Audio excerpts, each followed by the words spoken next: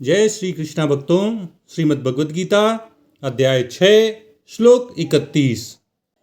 सर्वभूतस्थितं यो मां भजत्येकत्वमास्थितः सर्वथा वर्तमानोऽपि स योगी मयि वर्तते। भगवान कृष्ण अर्जुन से कहते हैं कि एक ही भाव से मुझ में स्थित हुआ योगी, मेरा भक्त, सभी प्राणियों में स्थित मुझ परमात्मा का ही भजन करता है, मेरा ध्यान करता है, मेरा चिंतन करता है।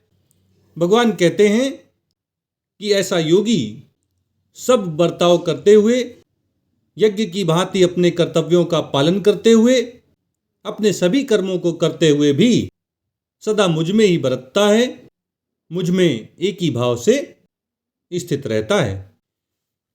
भगवान कृष्ण अर्जुन को ध्यान योग में सिद्धि प्राप्त उस योगी के लक्षण बता रहे हैं, जिसे अब सर्वत्र परमात्मा के ही दर्शन होते हैं, अपने सभी कर्मों को करते हुए जो दृढ़तापूर्वक परमात्मा में ही स्थित रहता है।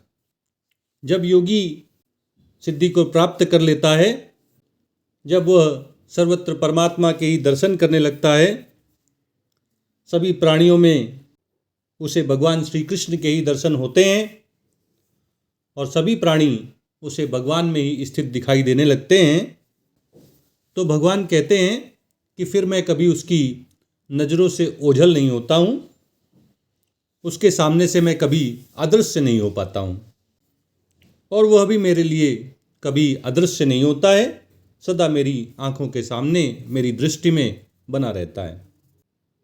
जब ये अवस्था योगी प्राप्त कर लेता है तो वह सदा एक ही भाव से परमात्मा में ही स्थित रहता है। ये जानकर कि एक ही परमात्मा सभी प्राणियों के हृदय में निवास करते हैं, विद्यमान रहते हैं, उन परमात्मा का वह भजन करता है, अपने चित्त को उन परमात्मा के चिंतन में लगाए रखता है, सभी प्राणियों के हृदय में स्थित परमात्मा का ही वह ध्यान करता है, उन्हीं के प्रेम में ऐसा योगी मग्न रहता है। और भगवान कहते हैं कि ऐसे सिद्धि प्राप्त योगी का, ऐसे महात्मा का एक लक्षण ये भी है कि वह अपने सभी कर्मों को करते हुए भी निरंतर परमात्मा में ही बर्ताव करता रहता है। वह अपने कर्तव्यों का पालन करते हुए भी परमात्मा में ही एक ही भाव से स्थित रहता है। अपने जाति, धर्म, वर्ण, संप्रदाय, समय, स्थान और परिस्थिति के अनुसार सभी व्यक्तियों के कर्तव्य कर्म होते हैं। योगी के भी जो कर्तव्य कर्म हैं वह उनको निष्ठापूर्वक करता रहता है।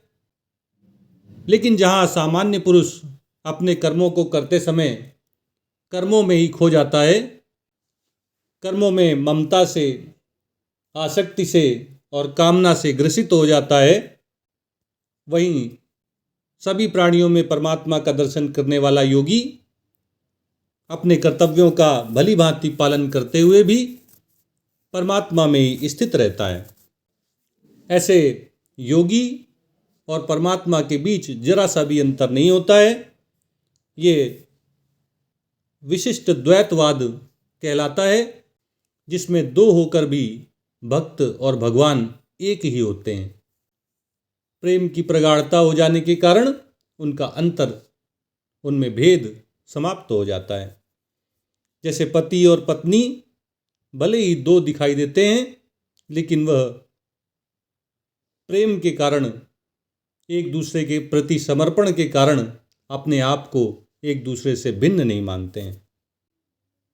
ऐसी स्थिति योगी की हो जाती है जब वह सर्वत्र परमात्मा का ही दर्शन करता है, परमात्मा में ही एक ही भाव से स्थित रहता है, तो फिर उसमें और परमात्मा में कोई अंतर नहीं रह जाता है।